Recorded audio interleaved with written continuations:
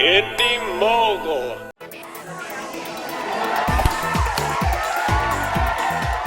Welcome to this week's Movie Math, where today we look to the future of some of Hollywood's biggest franchises: Twilight Breaking Dawn, Paranormal Activity 2, plus The Hobbit and James Bond. And, as always, a look at the weekend box office. Now let's get started. Once again, Twilight fever is sweeping the nation. Many of us try hard to resist it, but obviously many of us fail because these movies make a crap load of money. So much money, in fact, that the Twilight franchise is single-handedly funding the rest of Summit Entertainment's slate of films.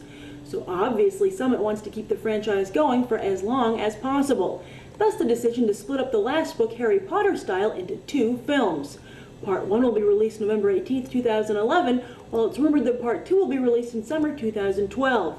But if you think having to wait that long for the franchise's conclusion is going to be torturous for the fans, it's nothing compared to Robert Pattinson's apparent suffering. In an interview with the New York Times this week, Pattinson outrightly discussed his dislike of the Twilight franchise and his desire to move on. The New York Times even noted that it was difficult to get Pattinson to do the interview at all, as he's trying to distance himself as much as possible from the franchise. That's a pretty serious crack starting to show in a series that has another 2 years to go. And the reason audiences have to wait that long for the series to wrap up is because all 3 stars are working hard to secure their post-Twilight careers by shooting other projects. But despite his cast disdain, producer Wick Godfrey has high hopes for the final 2 films. He's considering shooting part of them in 3D, possibly as a way to show Bella's heightened senses when she becomes a vampire. And he's also promising lots of hot sex. That's still PG-13. Yes, Godfrey wants to have it all, which is why he's even brought on director Bill Condon for the Breaking Dawn movies. Condon's past films have earned Acting Academy Award nominations, and Godfrey's hoping to see his cast up for an Oscar or 2 as well. It appears that both those in front of the camera and behind the camera have unrealistic expectations for what this series can do for them, whereas Summit seems to be the only one to understand that it's just a soapy moneymaker. And hey, there's nothing wrong with that.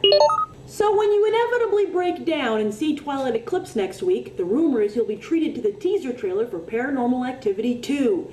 The movie has been shrouded in unnecessary secrecy, with neither the plot or cast revealed.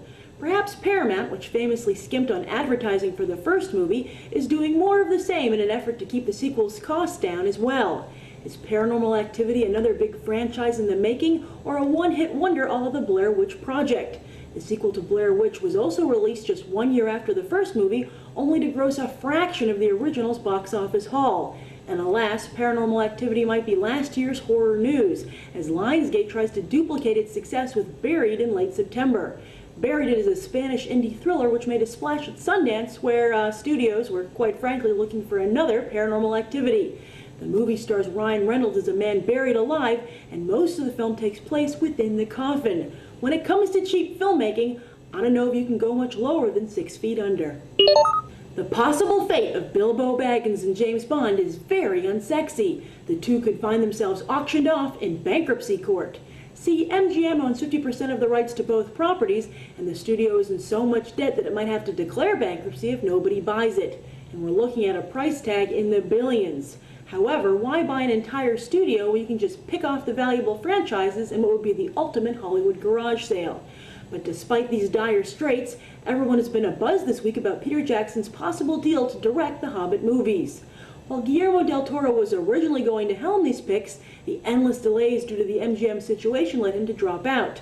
But Jackson, who reached the big leagues with his Lord of the Rings trilogy, might be willing to wait it out as he has more to lose.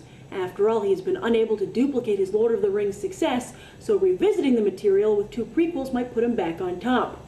As for the next Bond film, Daniel Craig and director Sam Mendes are still under contract to make it, whenever that might be. Yeah, nothing underscores that Hollywood is a business, like seeing major franchises and talent benched for money problems.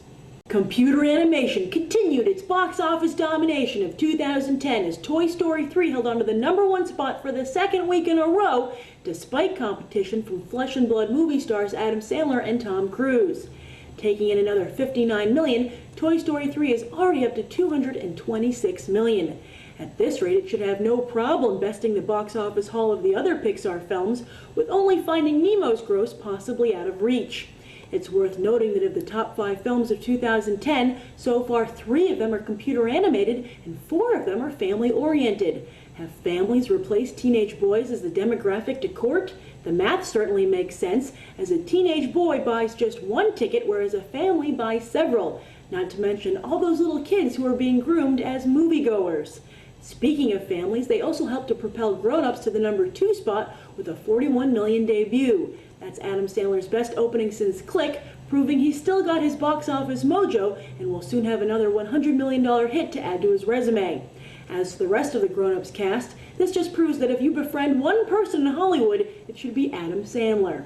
Unfortunately, Tom Cruise doesn't seem to have as many friends, and he'll have even less after this weekend.